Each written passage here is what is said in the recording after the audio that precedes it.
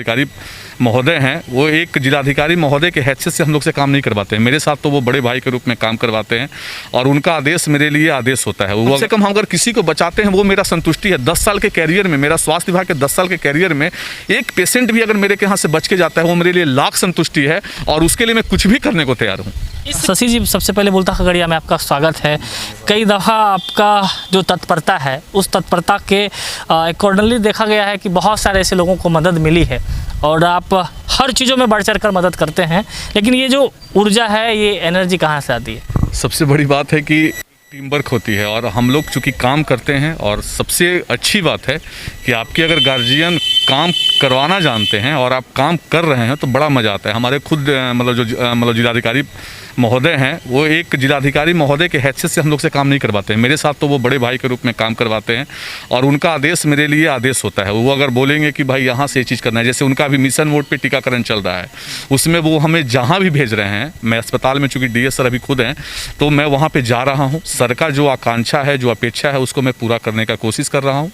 खुद मैं तेलिहार आया तो मैं भौचक हूँ। यहाँ का लोग के प्रति इतना जागरूक हैं लोग कि वो हमें शायद खगड़िया जिला का पहला ऐसा पंचायत है कि जहाँ इतने सारे लोग जागरूक हैं। और खासकर मैं धन्यवाद दूंगा मुखिया जी का। हमारी आशा हैं, हमारी जीविका दीदी हैं, हमारी एएनएम हैं, हमारे प्रभारी जी हैं, हमारे बीएचएम हैं, वो लोग का धन्यवाद दूंगा कि पूरा टीम वर्क, इतना बढ़िया टीम वर्क यहाँ हुआ है। खुद जैसे मुखिया जी बता रहे थे कि जिला प्राधिकारी महोदय सारे लोग बात कर रहे हैं, कम्युनिकेट कर रहे हैं, उसी का नतीजा निकला कि सुबह सुबह सर का मैसेज आया कि आप जाइएगा तेलिहार, जाके वहाँ देखिए कैसा क्या हो रहा है और आप क्या कर सकते हैं, सो देखिए। सर का आदेश हुआ, हमने यहाँ आया और खुद जो हमसे मतलब बन पड़ा है मैंने किया है। इस कोरोना की लड़ाई में बहुत बड़ी जिम्मेदारी आपके हाथों में था, क्योंकि पहली फेज पे जहाँ कुछ तैयारी नहीं थी, कोरोना को बहुत लोग समझ भी नहीं पा रहे थे, उस स्थिति में कैसे निपटा गया और दूसरी लहर में कितनी बड़ी चुनौती आई? देखिए, ये मेरे लिए एक भावुक क्षण है। कोरोना का तो अब हमारे जहन में नाम नहीं आया तो मेरे लिए ज़्यादा अच्छा है, क्योंकि ये जो मैंने सहा है वो भगवान किसी को सहने का मतलब इच्छा शक्ति दे। और मैं तो ये कहूँगा कि चूँकि मेरे सामने अगर कोई पेशेंट डेथ होते हैं तो मेरे आँख से आंसू गिरता है, क्योंकि एक एक पेशेंट मेरे लिए एक भाई से बढ़ के होता है, एक बाप से बढ़ के होता है। इसका सबसे बड़ा कारण क्या है कि मैं अपने सबसे अजीज़ को खोया है इस मतलब कोरोना में।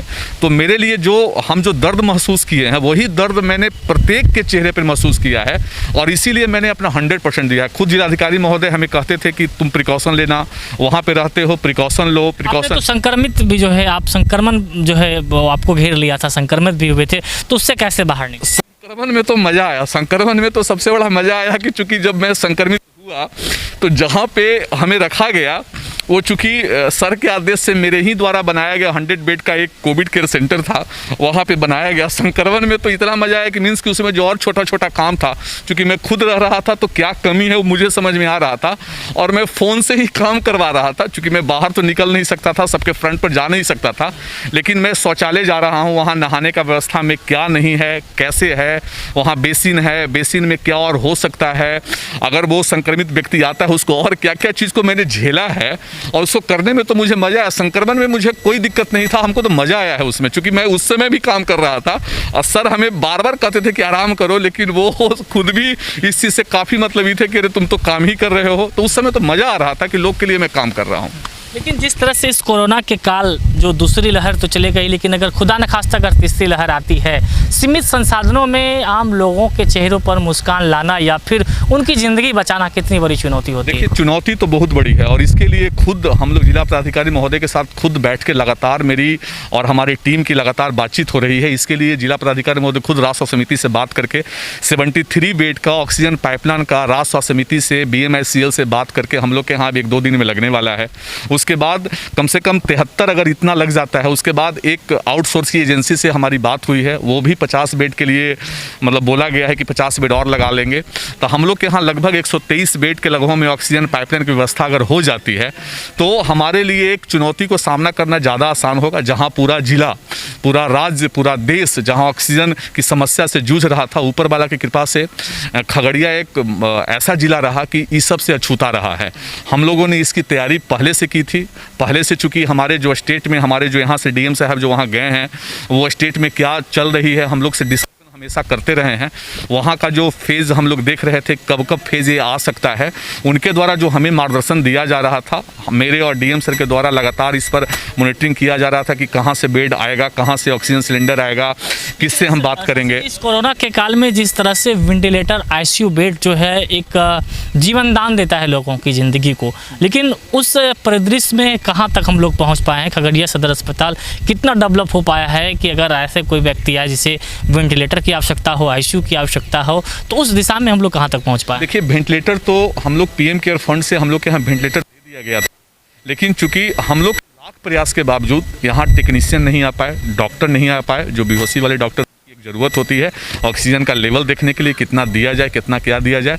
सर ने, डीएम सर ने अपने स्तर से इसका वैकेंसी भी निकाला, स्वास्थ्य विभाग की तरफ से वैकेंसी निकाला कि ताकि कोई व्यक्ति तो आए। आज के डेट में भी अगर कोई व्यक्ति हमारे के यहाँ आते हैं, उनका हम लोग स्वागत करेंगे और उनको हम एट ए टाइम उसी समय हम लोग उनको वेंटिलेटर के लिए डाल देंगे। और वो समस्या जो हम लोग के पास है, वेंटिलेटर तो रहना किसी जिला के लिए अत्यंत ही ज़रूरी है, क्योंकि आपके यहाँ अगर पेशेंट आते हैं जो सीरियस होते हैं, पेशेंट मेरे के यहाँ डेथ भी हुए हैं। और जो सिचुएशन मैंने देखा है, चूँकि मैं खुद वहाँ पे हूँ, मैं बार कर रहा हूँ कि 24 घंटा में मैंने 18 घंटा टाइम वो डीसीएससी में दिया है। मैं भी देखा हूँ आपको पागलों की तरह उन लोगों की मदद करता, मैंने भी देखा। तो हम यही चीज़ को कह रहे हैं कि चूंकि वो उनका जो दर्द है हमें पता है, और अगर वेंटिलेटर हम लोग के यहाँ चालू हो जाता है तो नो डाउट कम से कम हम अगर किसी को बचाते हैं वो मेरा संतुष्टि है। 10 साल के कैरियर में, मेरा स्वास्थ्य विभाग के 10 साल के कैरियर में एक पेशेंट भी अगर मेरे के यहाँ से बच के जाता है, वो मेरे लिए लाख संतुष्टि है, और उसके लिए मैं कुछ भी करने को तैयार हूँ। इस कोरोना की लड़ाई में जो वैक्सीन कितना कारगर हो रहा है, लोगों के बीच जो वैक्सीन लेने की जो पॉजिटिव बातें से पहले अफवाहें पहुंच पा रही है, उसको लेकर कितनी बड़ी चुनौती आपको दिख रही है निकल भविष्य? हम सबसे बड़ी बात है कि मैं वैक्सीन को लेकर बार बार कह रहा हूं कि हमारे प्रथम जो हमारे व्यक्ति जिलाधिकारी महोदय हैं, खुद वैक्सीन लिए हैं, उनके होल फैमिली को वैक्सीन दिलवाए हैं, हम लोग लिए हैं। आज मैं गर्व के साथ कर रहा हूँ कि अगर मैं वैक्सीन नहीं लिया होता तो मैं डीसीएससी में कार्य कर रहा था, 18 घंटा मैं टाइम दे रहा था, और मैं उसका वीडियो भी आपके पास शायद होगा या नहीं होगा, क्या है, मैं वहाँ कभी कभी ऐसी परिस्थिति में होता था कि प्रिकॉशन भी नहीं ले पाता था, क्योंकि कभी कभी ऐसा स्थिति आई है कि हाथ में ग्लव्स भी, चूंकि पेशेंट का स्थिति सीरियस है, ऑक्सीजन की ज़रूरत है, ऑक्सीजन खत्म हो रहा है, उसको अपने से लेके जाना, वार्ड बॉय के साथ अपने दौड़ना, चूंकि आप नहीं दौड़ पा रहे हैं तो वार्ड बॉय डिमोटिवेट होता है, पहले वो डरता है, लेकिन आप जब आगे बढ़ते हैं पूरा टीम आपके साथ जाती है। तो अगर मैं वैक्सीन नहीं लेता तो मैं फिर प्रभावित होता और शायद मेरी ज़िंदगी नहीं बच पाती, जो स्थिति मैंने इस बार भी झेला है। और मैं बार बार सबसे कह रहा हूं कि वैक्सीन निश्चित रूप से लें, वही आपका बचाव है, और लेना चाहिए वैक्सीन। और डबल डोज लेने के बाद कम से कम मास्क, 2 गज की दूरी का भी पालन करें, और अपने फैमिली में जितने सारे लोग हैं उनको वैक्सीन जरूर दिलवाएं। और चूंकि आप खुद देख रहे हैं कि तेलिहार पंचायत में इतने मतलब लोग मोटिवेटेड हैं, मीन्स की कहने की ज़रूरत नहीं है, तो ये लोग अच्छी बात है कि लोग मोटिवेट हो रहे हैं। इसी तरह प्रत्येक जिला में, प्रत्येक पंचायत को मोटिवेट होने की भी जरूरत है। चलिए, हमसे बात करने के लिए बहुत बहुत धन्यवाद। तो हमारे साथ बात कर रहे थे शशिकांत जी हैं, जो कि स्वास्थ्य जो है सदर अस्पताल के हेल्थ मैनेजर हैं, और हमेशा ही एक्टिव रहते हैं और लोगों के चेहरों पर मुस्कान लाने के लिए हमेशा तत्पर रहते हैं। बहरहाल अब तक के लिए इतना ही।